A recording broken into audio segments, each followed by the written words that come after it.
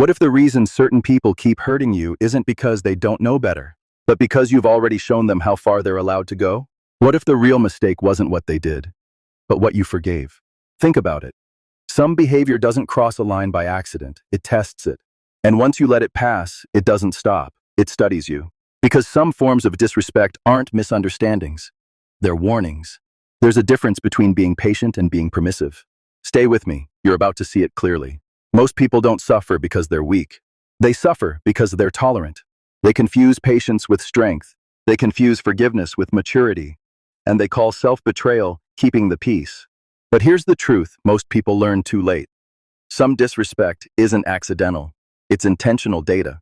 Today we're not listing behaviors. We're decoding signals.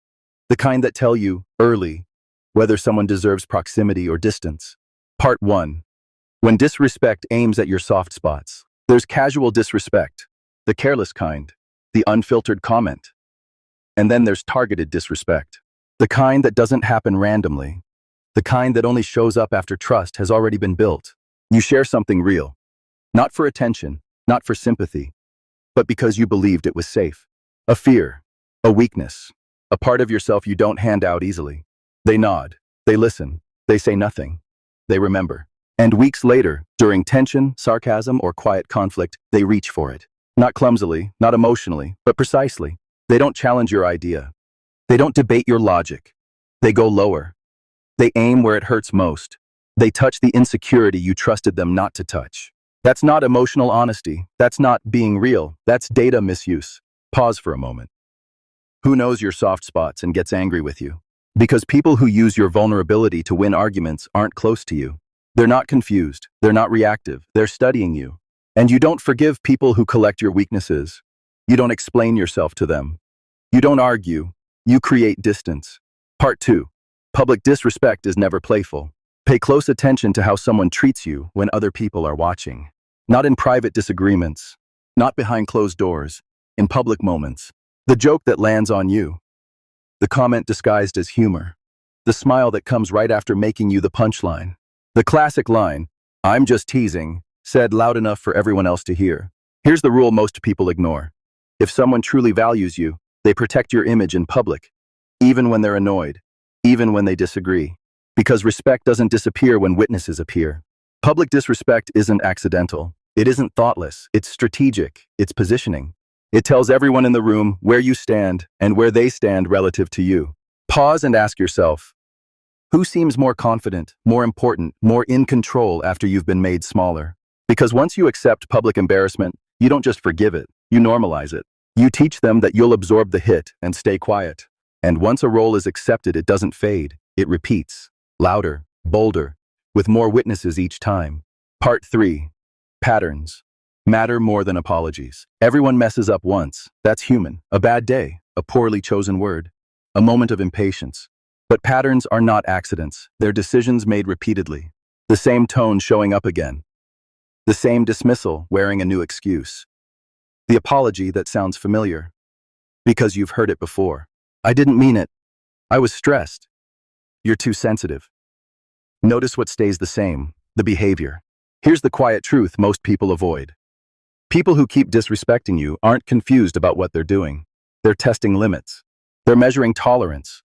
They're experimenting with how much they can get away with and still keep access to you. Pause and ask yourself, how many apologies have you accepted that weren't followed by change? Because repeated disrespect isn't something to fix with patience. It's something to exit with clarity. Quick check-in. If this feels familiar, don't comment yet. Just ask yourself, where did I stay quiet when I should have taken distance? Now, if you're ready to stop ignoring those signals, drop clear boundaries below. Not for me, for you. Part 4. When your pain is treated like an inconvenience. Some disrespect doesn't shout.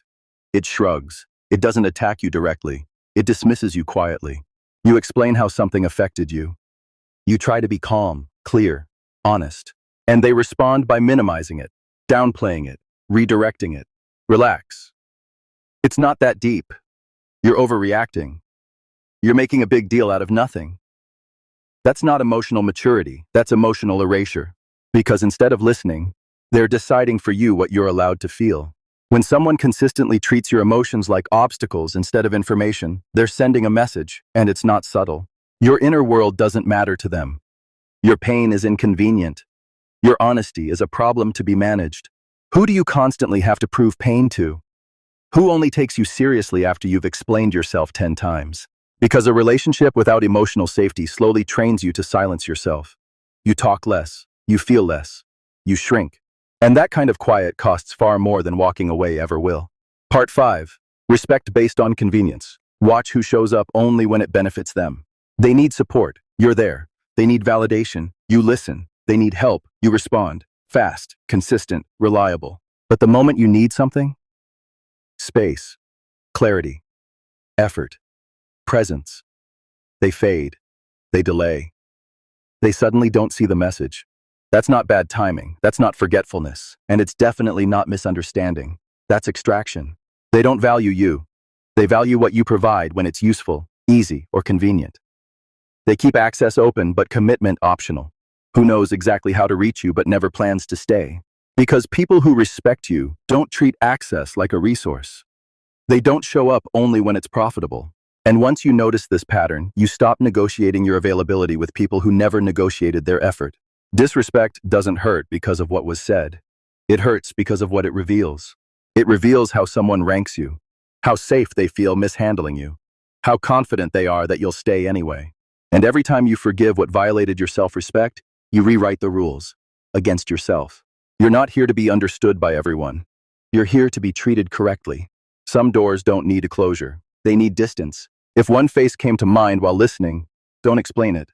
Don't justify it. Just remember it. Carry that clarity with you. And the next time respect is tested, choose distance without drama.